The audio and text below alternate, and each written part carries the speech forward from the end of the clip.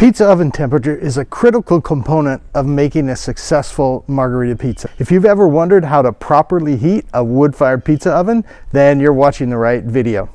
Let's make some pizza.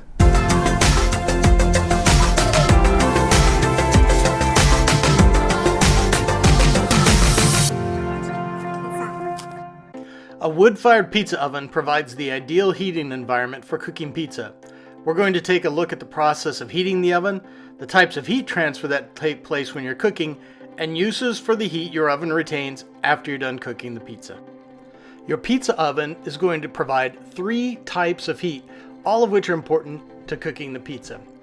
When you first put the pizza on the floor of the oven, the contact between the floor and the dough of the pizza is going to provide conduction heat. It's the immediate transfer of heat from the floor of the oven to the pizza crust. And the pizza will absorb the heat as it sits there. Then the top of the oven, or the dome of the oven, is going to irradiate heat down onto the pizza, which will also add to the cooking. And finally, the air coming in through the front of the oven, hitting the hot fire, is going to create a convection current, and that actually increases the amount of pressure inside of the oven, all of which are important for a good, successful cook.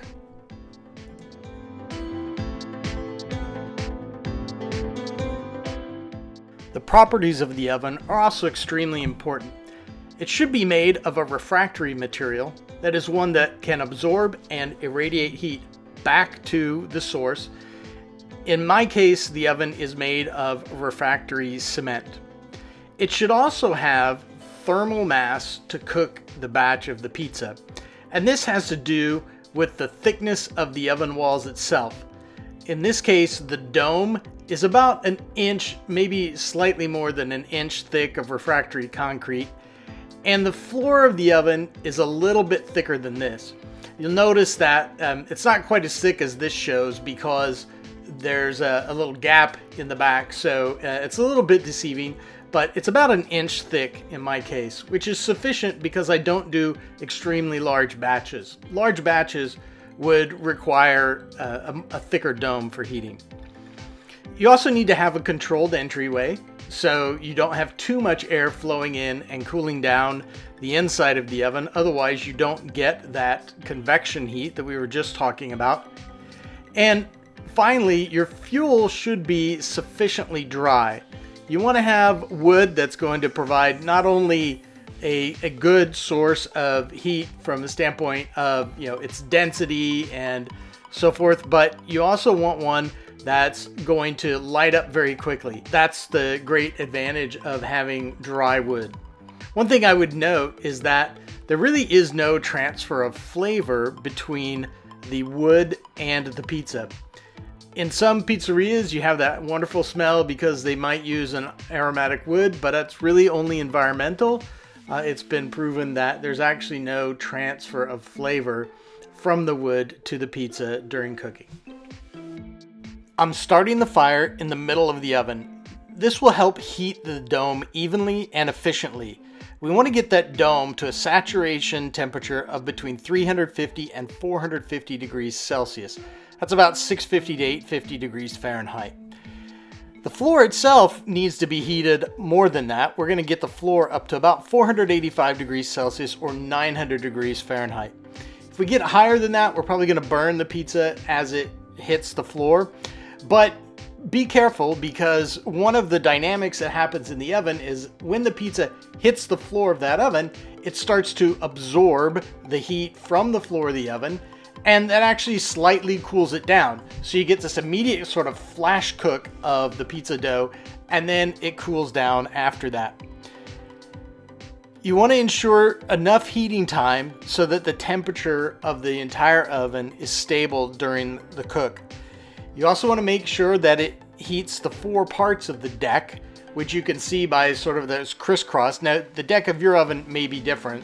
The idea is that you want to get the entire deck heated and not just part of it. So when I'm cooking my pizza, that's one of the things that I notice the most, is that the deck will heat unevenly. And starting the fire in the middle of the oven actually helps make sure that each part of the deck gets heated. I also do a couple of things to help with that. I spread out the fire a little bit, and of course, once it's ready, I'm going to move the fire over to the side. But you'll see from these temperature readings that you can get different readings from different parts of the floor, even though they've been heated with the same fire. Initially, the oven gets very black. In fact, you can see the entire dome is black except for a small ring around the bottom. And that's normal, and that's actually an indicator of if the oven's ready or not.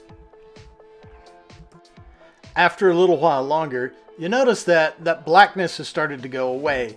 The oven is starting to get up to temperature, but it's not quite there yet because I still have that black ring around the bottom of the oven. As I measure the temperature around the oven, you'll notice that it varies quite a bit, and the floor varies quite a bit. Here, my floor is not quite ready to go in the front, but it is on the sides and in the back.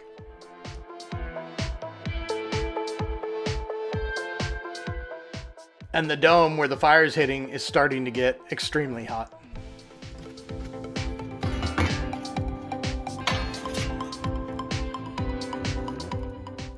You can tell now by the color of the dome, it's returned to its original color, that the dome is ready to go. But a few measurements of temperature across the floor, and you notice that I'm still not quite there. So I'm going to leave this open to heating a little bit more on the floor. And while we're at it, I'm going to put another log on the fire just to make sure that I'm maintaining that heat.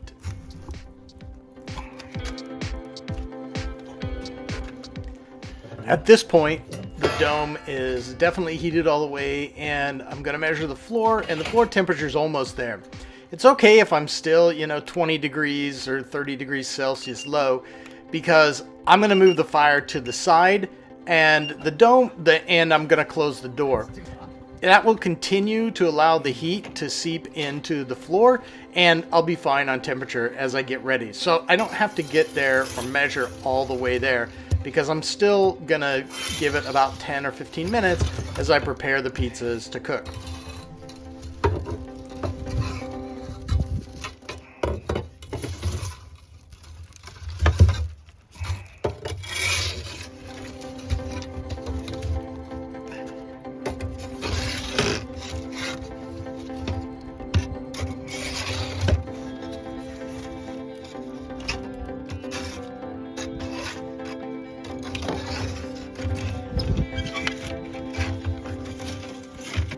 I've started cooking my Neapolitan style pizza here, and you can see I've added a little wood to ensure the flame is consistent and to create that convection heat that I was talking about.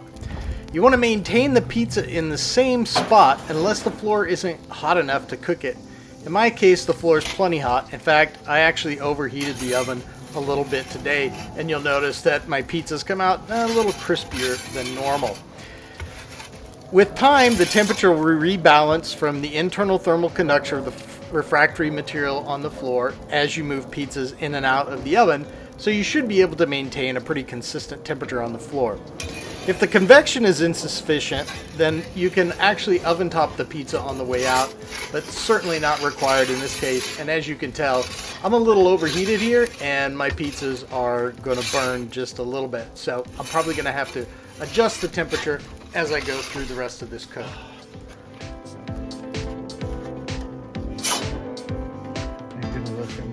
Not too bad. I know this pizza will certainly be eaten, but you can see that it's just a little overdone both on the edge and on the bottom. The floor temperature still a little high, but not up at the 485 degrees Celsius that we had for the others. Unfortunately, I wasn't able to show the cooking of the Bari style pizza because my cameraman was inside eating the Neapolitan pizza.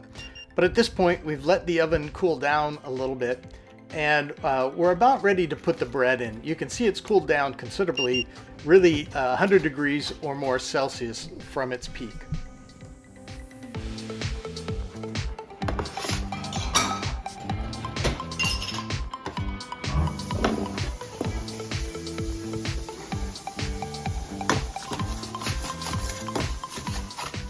We've set aside some of the dough for making bread. And this is one of the advantages of having an oven with thermal mass, is you just wait a while for the oven to cool down, and voila, you're at bread making temperatures. And you have the type of oven that you need for making really fantastic artisan bread. If you use my Neapolitan recipe, then you'll notice that it really comes out almost like a ciabatta. It's really amazing bread, and it's really quite easy to do. I make it almost like I was making a pizza by just putting it on the peel and then launching it into the oven. In this case, I launched it a little too far into the oven because I wasn't being quite as careful as I should have been with my temperatures, and I should have moved this bread closer to the mouth of the oven to regulate the heat a little more, because I ended up burning it a little bit.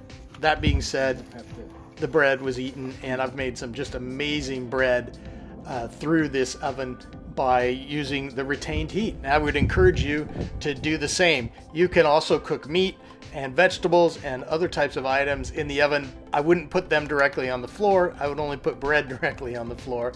But certainly if you have a cast iron pan, that's a perfect time to pull it out.